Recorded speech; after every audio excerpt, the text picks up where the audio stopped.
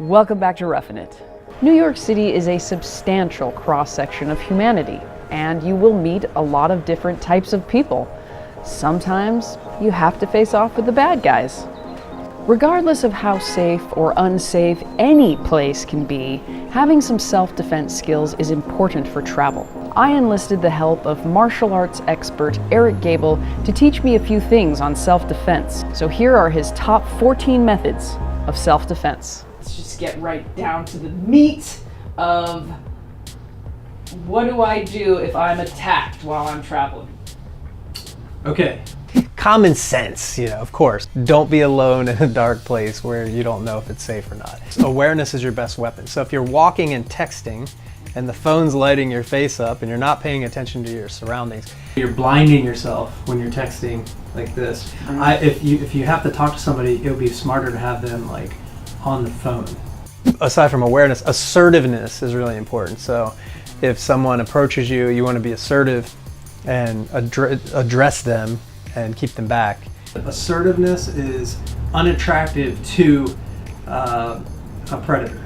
I actually think it's good to have a little wad of cash, like just a bunch of ones or something like that. And if you're walking alone, okay, sure, you could have a knife or mace or whatever, but having that bit of cash available that you can just throw, you throw cash, most people, even if it was like a rape situation. What I want to do is if you're trying to attack me, it's like, take the money, right, throw it over there, and I run. While carrying self-defense weapons such as pepper spray or a taser is not a bad idea, you won't always have them on hand, and they can be used against you. Bringing your hands up, so you want what bouncers call a fence, between you and the other person. So I'll start here, it's like, hands up, hey, fence, this way. This is enough right here.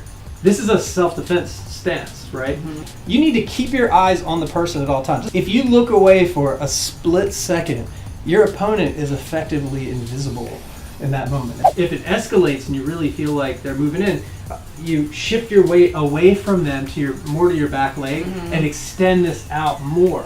I'm bending my knees and I'm ready to exit. Balance is actually super important. This is the kind of position you want to be in. This allows me to keep my balance if somebody's grabbing me.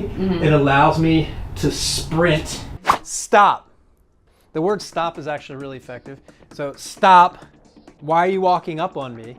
It's funny because sometimes people are sort of embarrassed to take a self-defense pose or whatever. There's a problem with that. Lack of awareness, like you're not in the moment with what's happening. They have this thing that happens in their head where it's like, I can't believe this, Right. Well, believe it, stop thinking and breathe and believe it. And if somebody starts approaching you, you want to consider your fingers equal to their eyeballs. Your fingers are always trying to find their eyeballs. That's really the best weak spot for you to go for. Things like elbows do work. In close, you could use something like that, but at a distance, it's not about punching or anything like that. We want to just poke the eyes. One of the best ways to poke the eyes is to also include the palm in the strike a little bit in case your fingers miss. If this misses here, then this will clash into the nose and then the eyes will water.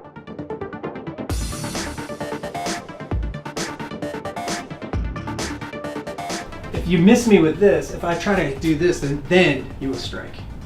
Bam! This is your initial thing, stay back.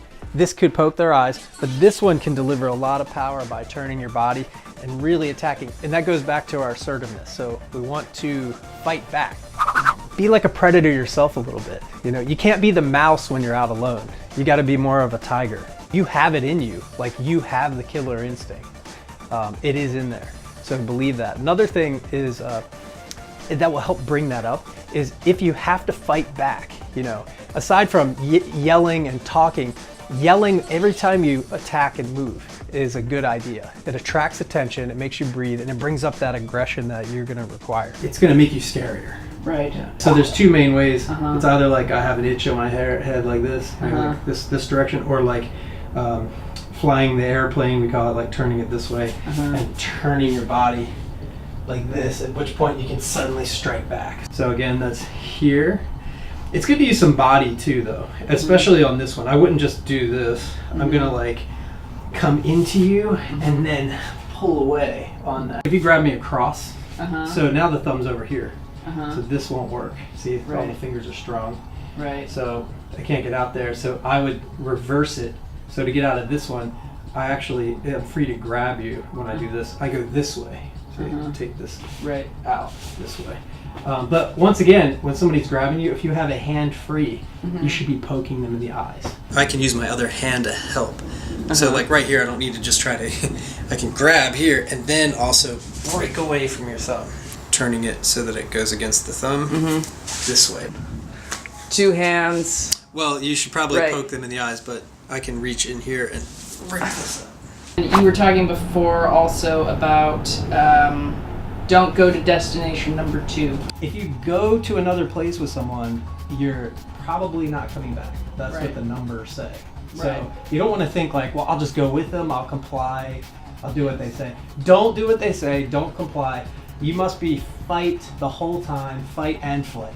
One of the best techniques I've ever known is the drop and kick. Your real power is your legs, so that if you don't get away, if you get grabbed, you don't have to know 20,000 techniques for every specific angle. I mean, like you're trying to like take me away here. I take my butt and I drop it to the floor. And by the way, we want to fight all the time. So here I'm like trying to poke your eyes and stuff. It's just not working, right? I'm trying to keep my balance. It's not working. So I take my butt and I just drop to the floor and I bring my legs up.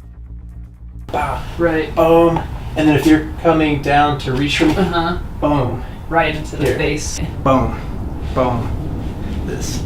The face, the groin, the knee. It doesn't actually take that much to dislocate a knee. Sometimes we'll do a special move where we angle our foot to break the knee better so it doesn't glance off. Well, if you try to circle around me, I will follow you. Here.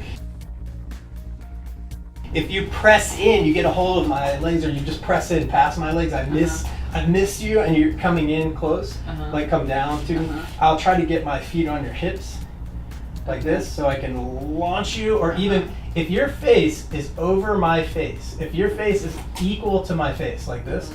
So a lot of times we call it cocking the gun, like before you fire. I cock the gun, I drop my knees down. See how you lean forward like this? And I can, I don't have to grab anything usually. If you're trying to choke me or whatever, I can now easily lift you straight up and flip you. And a woman can do that to a man. A woman can do that to a man. Yeah. No problem. Your legs are very, very strong. Yeah. If this were to fail and you got past this and you're getting tough, I'm going to go back to try to poke you in the eyes. See my legs here? I extend and I extend my hips like this. And even if I'm small, you won't be able to get through that. So I can hold you away here. Now when I do this, what's this going to allow me to do? Even if you're holding my hands, I'm going to be able to bend and get my feet in again. And then I can kick you away. Or even if I get you at the end of my foot like this, I'm definitely a threat here. So by the way, this whole time we're making noise too. So anytime you kick, ha, ha, ah, ah. My turn. Drop down and get your feet up. Kick to the knee. Kick to the groin. Kick face to the face. This is probably the first one's going to happen. When you first drop, you want to bring the knees to your chest and then kick up right away. Gets past to circle. Follow me.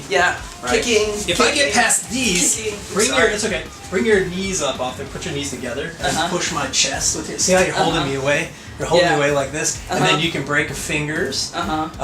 Or you can just keep using this until you get a foot in. And then once you have a foot, you get the other foot, and then you can just like push me away pretty hard. See? You can launch me away, and then when I try to come back in, boom, you're kicking again. If I'm helpless on the ground, it's like, I'm exhausted, I'm giving up, I can't, and then suddenly spring on them. I can kind of look weak for a split second, like I'm weak, I'm giving up, and then suddenly attack. If I'm pinned on the ground, I'll just be like, maybe I look like I faint.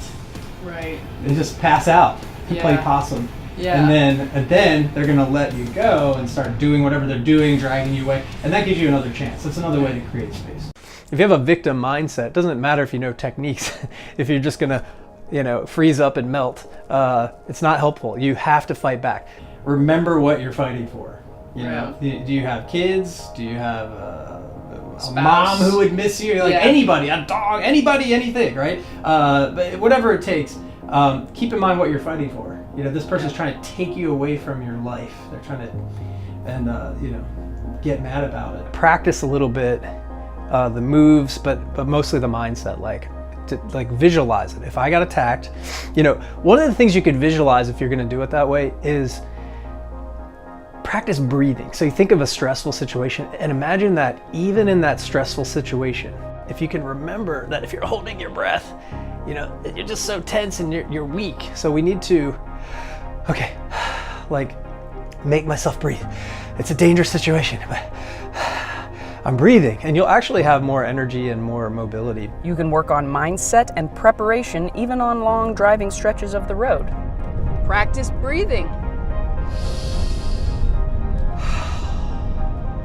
After training with Eric, I felt so much safer and more confident about handling any situation I might face on the road. I encourage all people to enroll in a self-defense class before they travel, or just in general. Check out Eric's channel, Ninja Arts. There's also a link in the notes. Join us on our northernmost destination next episode.